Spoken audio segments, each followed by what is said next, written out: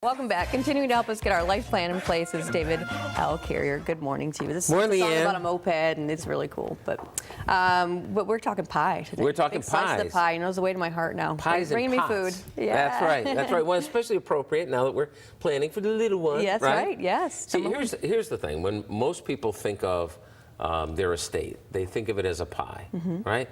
And if every kid gets an equal slice of the pie, so this is you, Papa Smurf, right?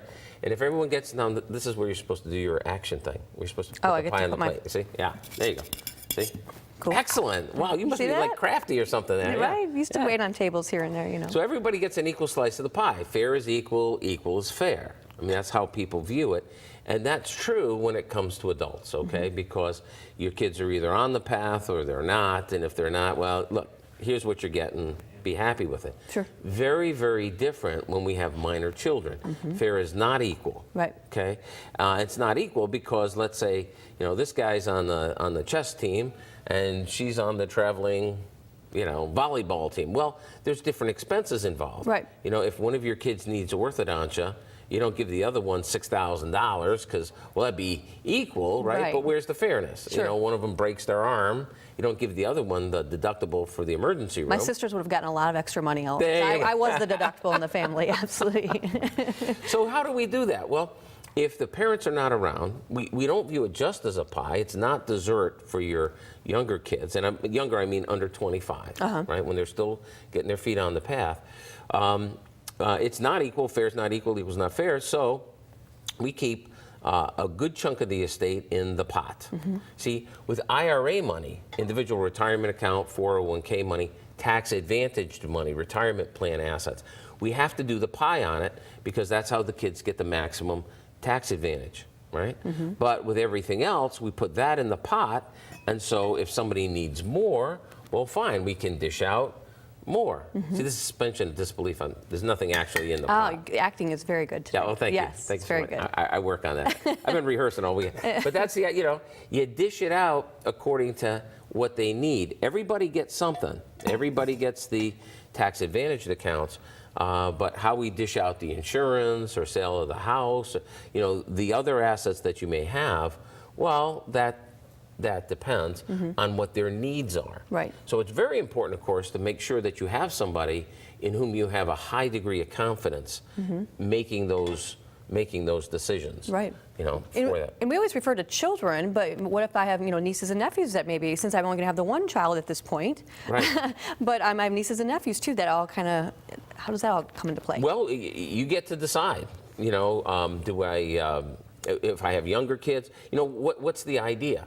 Is it just, well, I need somebody to give it to, so I might as well divide it among all the nieces and nephews? Some people decide that. Some people say, well, I would really like to help out the kids who need help. You know, so if someone's going to, whether it's to college or vocational school or what have you, then people say, okay, well, I'm going to set up a scholarship fund for that. Now that gets tricky because, especially in a family, you know, you pick 30 nieces and nephews, right? And now somebody's got to decide who gets what. That can be very difficult. So generally speaking, once you get beyond the immediate family, you know, where you don't have any responsibility, I say screw the kids, right? And I'm talking about the adult kids. Once your kids are adult, do whatever you want with it. But when you have minor children, it's very, very different. You know, when you have minor children, you really have a responsibility to them. Not to make their life easy street or anything like that. God knows that's one of my kids. But you do have a responsibility to get their feet on the path. To get them started. And if you do it the way most people do, making kids beneficiaries on IRAs, making kids beneficiaries on insurance policy, beneficiary on this and that, it's just the kid gets everything at age 18. I mean, it's a total. Think about when you were 18, Leanne. Cast your memory, and for you it's not as far as for me, but you know, I'm still cast your memory back. Carrying the debt of 18 with me for many more years, probably. So was that a good time for you to have gotten? It would have been fantastic. Now, would I have been wise with it? Probably not. I was 18 and silly.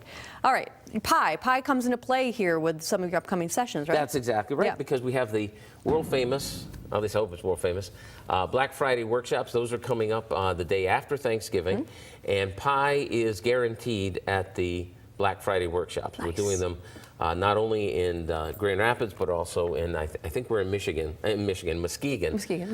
for that one.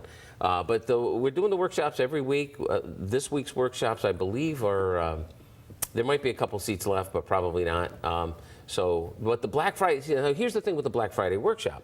One of the reasons we got it started was the idea that, you've been shopping since 5:30 in the morning, your feet are probably sore. Well, come on in, take a snooze, right. Or learn some stuff maybe. Right. And if the kids are in town, and lots of times the family members get together at Thanksgiving.